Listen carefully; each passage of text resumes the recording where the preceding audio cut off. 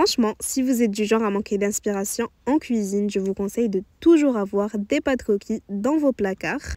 On les appelle conchiglioni en italien. C'est rapide, ça sauve la vie et c'est délicieux. C'est parti! Donc on va tout simplement commencer par cuire nos pâtes dans de l'eau frémissante où on a ajouté un tout petit peu de sel.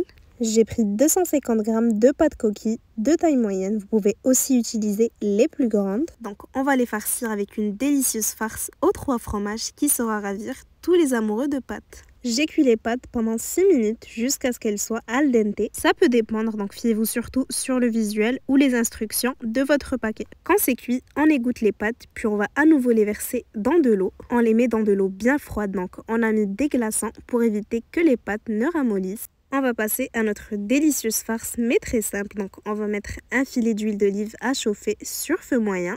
Quand l'huile est chaude, on va venir râper 3 gousses d'ail dans la poêle. On va bien faire revenir pendant 5 minutes avant d'ajouter notre charcuterie. J'ai utilisé du pepperoni de bœuf, mais vous pouvez vraiment utiliser la charcuterie de votre choix. Vous pouvez même décider de remplacer par du poulet ou bien tout simplement ne mettre que du fromage et rajouter quelques légumes si vous souhaitez. Laissez-moi savoir en commentaire si vous aimeriez voir d'autres recettes pour farcir les conchiglioni. Donc on assaisonne avec du poivre et un peu de sel. On mélange bien le tout, donc on va également faire revenir le pepperoni pendant 5 minutes. Ensuite, on va pouvoir retirer de la poêle puis réserver dans un bol. On va y ajouter nos 3 fromages, donc 150 g de fromage ricotta, 100 g de parmesan ainsi que 100 g de mozzarella râpé.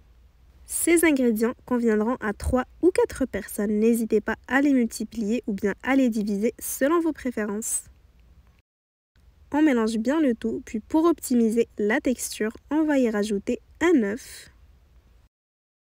On va encore une fois bien mélanger jusqu'à obtenir une farce bien homogène. Donc voici ce qu'on obtient. On va laisser de côté, puis on va pouvoir s'attaquer à notre sauce dans une casserole sur feu moyen. On met 200 g de sauce rosée ainsi que 200 g de sauce tomate. On y ajoute une cuillère à soupe d'huile d'olive, du poivre et une cuillère à café de sucre pour casser l'acidité. On mélange bien le tout. Pour un maximum de saveur, on va aussi ajouter de l'oignon en poudre et on mélange bien. On va laisser cuire la sauce, toujours sur feu moyen, pendant une dizaine de minutes en remuant régulièrement. Avant de retirer la casserole, on va ajouter une cuillère à soupe de persil frais. On va bien mélanger, puis on va pouvoir retirer du feu. On va prendre notre moule à gratin, puis on va y verser la moitié de la sauce et on va bien l'étaler de partout, comme ceci.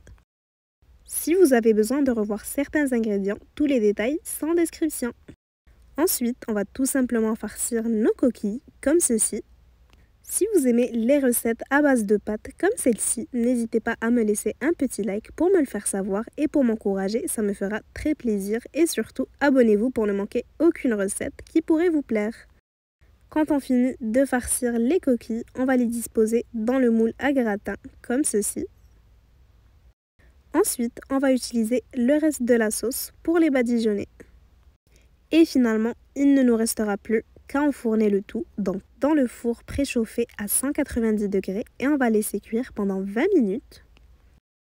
Et voilà, c'est déjà prêt. Regardez-moi le résultat, ça donne vraiment l'eau à la bouche. On va conclure en décorant avec des petites feuilles de persil frais. Et maintenant, régalez-vous! J'espère vraiment que la recette vous aura plu. Si c'est le cas, n'hésitez pas à la liker et à la partager avec vos proches. Et à bientôt pour de nouvelles inspirations!